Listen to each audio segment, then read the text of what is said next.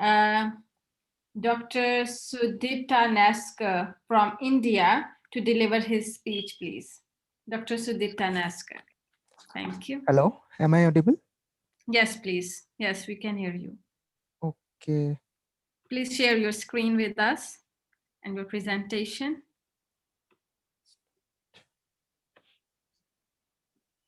Okay, is it visible? Yes, please. Okay. Okay. So very good afternoon, everyone, and good evening from India. Pardon. I'd like to thank ECG for this great opportunity and for arranging this digital conference and providing a wonderful platform during this COVID pandemic. So now, I'll present our work entitled A Comparison of Nuclear and Cytoplasmic Immunoexpression of P16 in Breast Neoplasm. So a brief review of P16. So P16 is a protein molecule having 4 ankyrin repeats and also called helix-turn helix repeats. And so this is the principal protein of INK4 family, and it contributes to regulation of cell cycle progression by inhibition of S phase, and it binds to cyclin dependent kinase 4 or cyclin dependent kinase 6, and it inhibits the complex formation, that complex cyclin D CDK4/6 complex, and thus inhibits cell cycle progression. It is considered as a surrogate marker for human papilloma virus infection and also considered as a marker of cellular senescence. So this is a very beautiful diagram from a wonderful review article by Romagosa et al. So here you can see P16 and P14 both are synthesized from a common locus INK4A ARF. So from ARF, P14 is synthesized, and from INK4A, P16 is synthesized. So here we can see that retinoblastoma protein, it is attached to E2F molecule, and whenever this cyclin dependent kinase 4, this cyclin D1, it binds to cyclin dependent kinase 4, then this complex activates phosphorylates this retinoblastoma protein, and this phosphorylation subsequently helps releasing this E2F molecule, and this E2F molecule is the key for the progression of G1 to S phase. So whenever this CDK4, this P16 is bound to CDK4, this complex formation cannot occur, and so there is E2F is then E2F is bound to a retinoblastoma protein, and the cell is arrested at G1 phase. So there is no G1 to S progression. So in that way, P16 act as a inhibitor of cell cycle. So regulation of P16 expression. P16 is regulated by 2 EBOX elements present at the promoter region. So talking about the promoter region, so currently many research activities are going on this alteration of this promoter region in many tumors. So P16 mRNA expression is positively regulated by ETS1 and ETS2 binding at that promoter region. Post-transcriptionally, P16 mRNA synthesis is mostly regulated by the elements located at P16 promoter region. For example, this protein like BMIL CBX7, this when this bounds to promoter region, there is histone changes, and this subsequently leads to down regulation of P16 gene expression. So this in this picture, so this is the locus for P16 and P14. So this is the downstream of P16 gene. So in downstream, as I told, there are many regions where these molecules binds, and this leads to either down regulation or overexpression of P16 gene expression. This plus signs denotes they helps to overexpress the P16, and this negative signs this denotes downregulation of P16 gene expression. So many tumors gain immortality by targeting this P16 retinoblastoma pathway. For example, in benign neoplasm like melanocytic nevi or benign nerve sheath tumor, there is overexpression of P16 protein. So this leads to arrest those tumor cell at G0 phase, and subsequently those tumor cells undergo senescence and there is no further malignant transformation. Whereas in their counterpart, like melanoma and malignant peripheral nerve sheath tumor, we observe that there is this tumors cells are immunohistochemically negative for P16. So, but there are many other tumors like neuroblastoma, ovarian carcinoma, breast carcinoma, prostatic carcinoma, and esophageal SCC. So there we can see that P16 is actually overexpressed, and this also denotes the poor prognosis. So this become more complicated, that in spite of being a cell cycle inhibitor in malignant tumors like this, P16 become overexpressed. So there I can there is some hypothesis that in those tumors there is other defect in other pathway, like if there is defect in retinoblast mutation of, for example, if there is defect in this retinoblastoma protein or retinoblastoma mutated, so there will be less retinoblastoma protein, and this subsequently give a negative feedback to release more P16. So this is one hypothesis which is responsible for overexpression of P16 in those malignant conditions. So, okay. So initially the cytoplasmic localization of P16 by immunohistochemistry, it was considered as artifactual, but subsequently their studies have been done, and now it is considered not as artifactual. So being a cell cycle regulatory protein, the main site of action of P16 is inside the nucleus, where it binds to its cyclin-dependent kinase 4 and stop the progress from G1 to S phase. So after translation and post-translational modifications, P16 protein is transported inside the nucleus by a nuclear transport system, but this transportation can be hindered by interaction with other molecules present in the cytoplasm. So this leads to macromolecule formation and subsequently leads to intracytoplasmic accumulation of P16. So in this study, this done by Mendoza et al., they have showed that there are 16 cytoplasmic interactors present in this for P16 in cytoplasm. I have mentioned a few like CDK4, type 1 angiotensin 2 receptor associated protein ACAP8, THO complex subunit 4,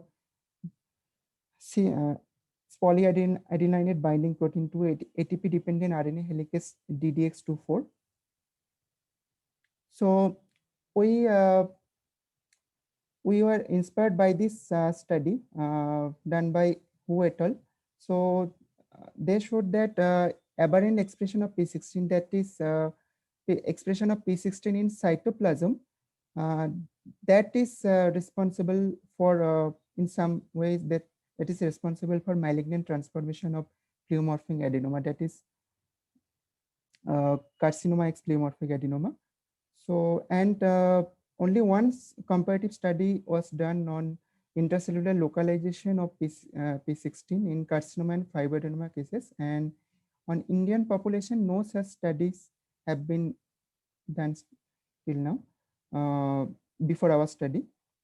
So this study was done at Department of Pathology and Department of Surgery of UCMS and GTB Hospital, Delhi, and time frame was from November 2008 to April 2020.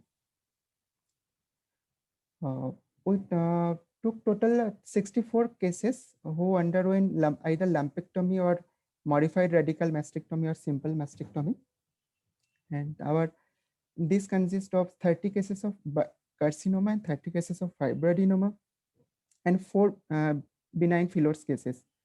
And we divide these fibroadenoma and carcinoma cases into these three subgroups. Each subgroups consists 10 cases. So 10, 10, 10. So fibroadenoma cases, we divided in less than 25 years, 25 to 30 years, and more than 35 years, more than 30 years. And carcinoma cases, we divided less than equals to 35 years, 36 to 50 years, and more than 50 years. We did this to avoid this age bias. We use P16 monoclonal mouse monoclonal antibody from Thermo Fisher Scientific. This 5A8A4 clone was used. And for positive control, we used known P16 positive uterine cervical carcinoma cases, as well as the normal breast TDLUs, which were present at the advancing front of our carcinoma cases. Standard immunohistochemistry protocol was followed. And for P16, antigen retrieval was done using a citrate buffer of pH 6 at 95 degrees Celsius in an electric pressure cooker. And after after peroxidase blocking, we incubated overnight at 1:200 dilution. And excuse me, and on next day, we used a detection kit to detect that antibody antigen reaction. For hormone receptors, ERPR and HER2, we use the same protocol, but for antigen retrieval, we use 3-CDTA at pH 9, and for SP1 clone for ER, SP2 clone for PR, SP3 clone for HER2 was used. All were rabbit monoclonal antibody and pre-diluted from Thermo Fisher. All cases were histologically confirmed, and clinicopathological data were recorded from histological forms, and each case was evaluated for staining intensity and percentage of tumor cells showing positivity. So we adopted this scoring system from this article cited later. So for intensity, we scored 1, 0 to 3, negative, weak, moderate, and intense. And we give score of 0 if less than 1% or no cell showed P16 positivity. We scored 1 if 1 to 10% cells showed positivity, or 2 for 10, 11 to 50%, 3 for 51 to 90%, and if more than cells are showing P16 positivity, then we gave a score of 4. Then we multiplied this percentage of positivity to this intensity, and score ranging from 0 to 12 were obtained. And this score 6, 9, 8, and 12, this were considered as strong expression. 3 and 4 were considered as moderate expression, 1 and 2 as weak, and 0 negative. So now I'll show some picture of P16 expression in our cases. So this green arrow indicates that advancing front of the tumor, and this is the tumor part, and this red arrow indicates that normal TDLUs present at the advancing front. So this is the high power view of that red arrow area. So we can see this normal TDLU cells also showing moderate to strong P16 nuclear positivity. And this is from that high power view of that green arrow pointed area. And here we can see that nucleus, the tumor cells showing nuclear positivity. We scored it as a score of 4, that is 2 into 2. And there is no such cytoplasmic P16 positivity. And this is another case at advancing front. Here we can see a nerve bundle. This red arrow pointing to the nucleus of normal Schwann cells, and this is also showing a moderate P16 positivity, whereas this tumor part is showing a weak P16 positivity. This is a grade 1 invasive ductal carcinoma, which is showing moderate, strong nuclear p16 expression as well as moderate cytoplasmic p16 expression. This is also a grade 1 invasive ductal carcinoma, which we can see that it's showing strong nuclear cytoplasm, nuclear p16 positivity as well as weak to moderate p16 expression in the cytoplasm. This is a case of grade 2 invasive ductal carcinoma where we can see it's showing strong nuclear positivity along with moderate to weak cytoplasmic p16 expression. This is a grade 3 invasive ductal carcinoma, invasive ductal carcinoma with medullary-like features. So where you can see it's also showing a strong nuclear p16 expression along with very nice cytoplasmic p16 expression. This was an interesting case of coexisting carcinoma and fibroadenoma at the advancing age, pointed by red arrow. So both were showing a strong p16 expression. And in this case, there were no cytoplasmic p16 expression, and nucleus p16 expression was strong in both carcinoma and fibroadenoma part. So this is a fibroadenoma with moderate p16 expression. We scored it as 4. And this is one case which also showing apocrine changes pointed by green arrow. So interestingly, we found that in the apocrine change area, there was p16 expression was decreased in comparison to normal, in comparison to classical fibroadenoma part, which showed strong p16 nuclear p16 expression. And you can also see that here the stromal cells are also showing nuclear p16 expression. So this is one case which showing strong p16 expression in both epithelial and stromal component. We scored it as 6. This is another case. We scored it as 9. We showed is showing also stromal as well as epithelial p16 expression. And this is another case. We scored it as 12, and it's also showing strong p16 expression both in epithelial and stromal component, but not cytoplasmic p16 expression. So these are two cases from phyllodes. Here we can see that almost 50% cells showing p16 expression and 50% cells are not showing p16 expression. So we scored it as 4. And here we can see weak p16 expression. We scored it as 2. And epithelial component, there is strong p16 expression here in the epithelial component and moderate p16 expression here at epithelial component. Okay, so for carcinoma cases, as there is unavailability of a few immunohistochemical markers, so we simplified this molecular classification. So hormone receptor positive cases were considered as luminal, hormone receptors negative and HER2 3+ cases were considered HER2 enriched, hormone receptors negative and HER2 0 or 1 were considered as triple negative. So this is the clinico-pathological data of invasive carcinoma cases. Here we can see we had 15 cases of grade 2 and 11 cases of grade 3 carcinomas. And most of the carcinoma were invasive ductal carcinoma, no special type. And we had one carcinoma with medullary-like feature and one tubulolobular carcinoma.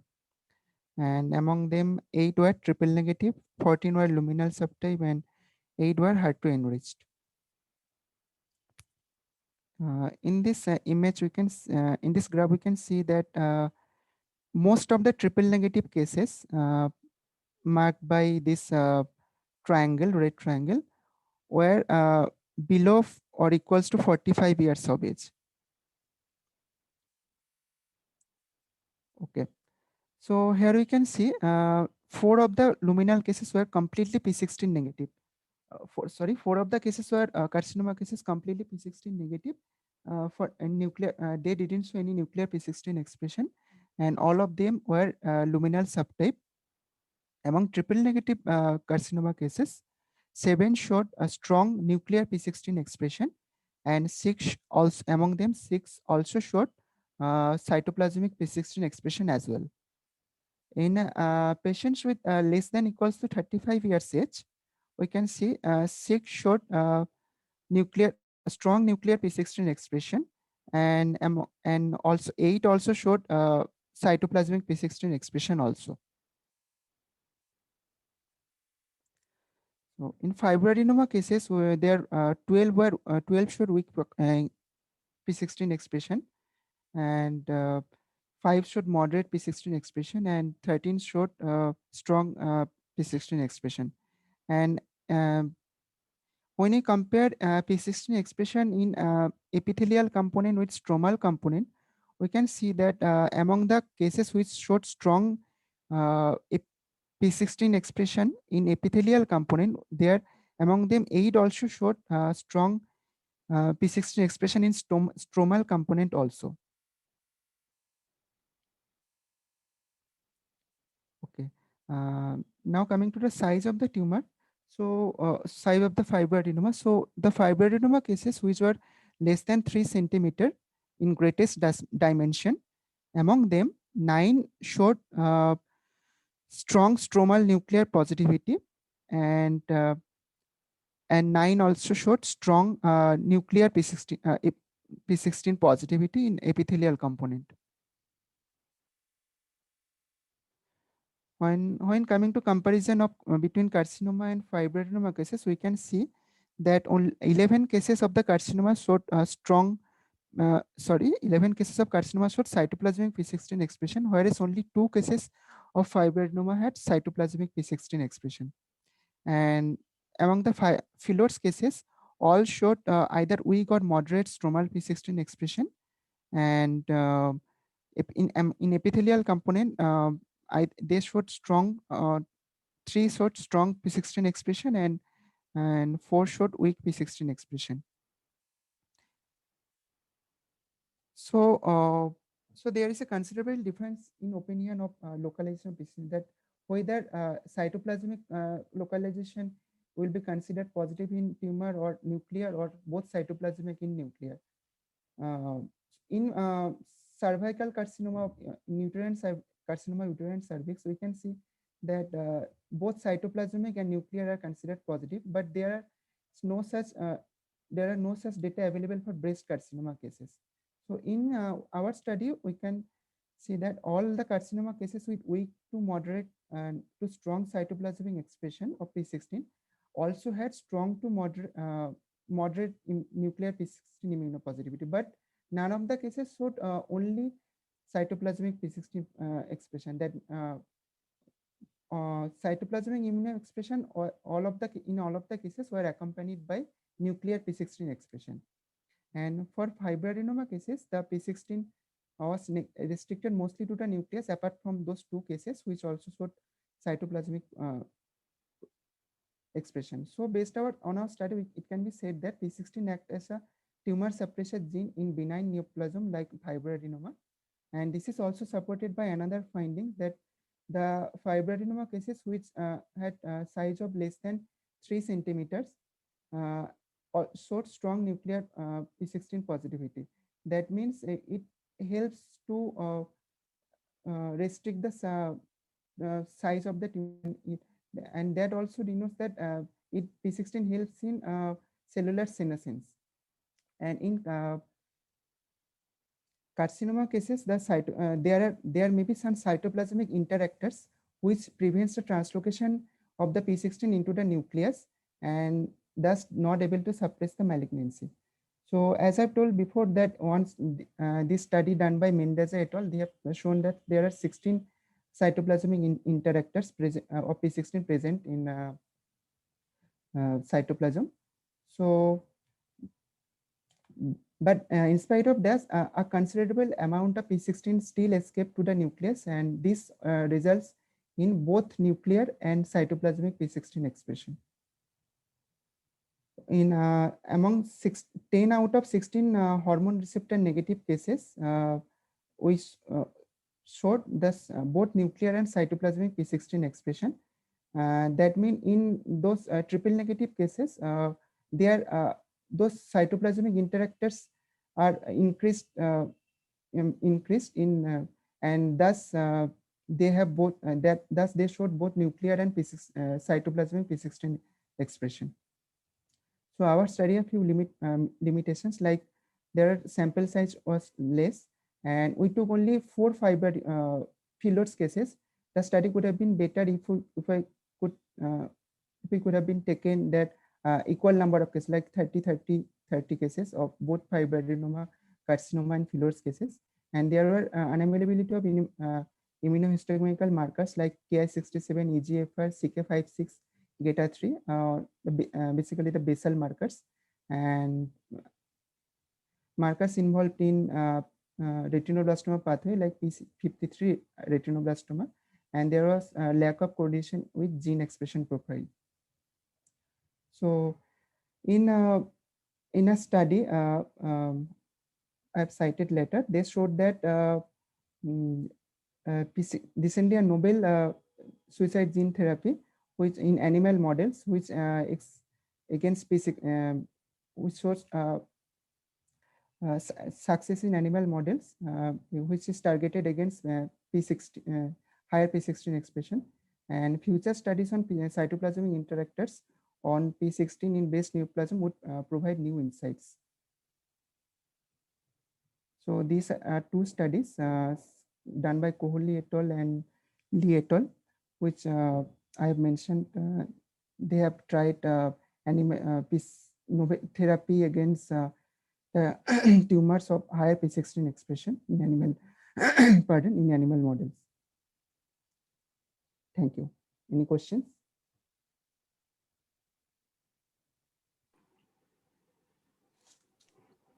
Thank you very much, Dr. Sudipta Naskar, for sharing this valuable information with us and explaining it in detail. So, has any one of the participants got any questions, please?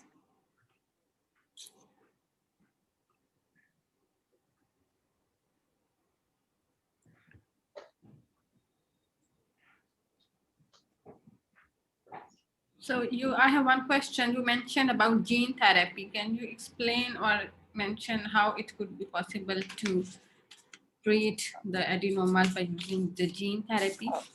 Actually, the study they have done on animal models. So the tumors which overexpressing P16. Yeah. So they what they did, this inhibits the P16 is a tumor suppressor gene. So they tried to overexpress the P16 in that model. So this P16 can subsequently can lead to cellular senescence and subsequently suppress the tumor growth. All right, great. Thank you very much for the information. So now I am going to invite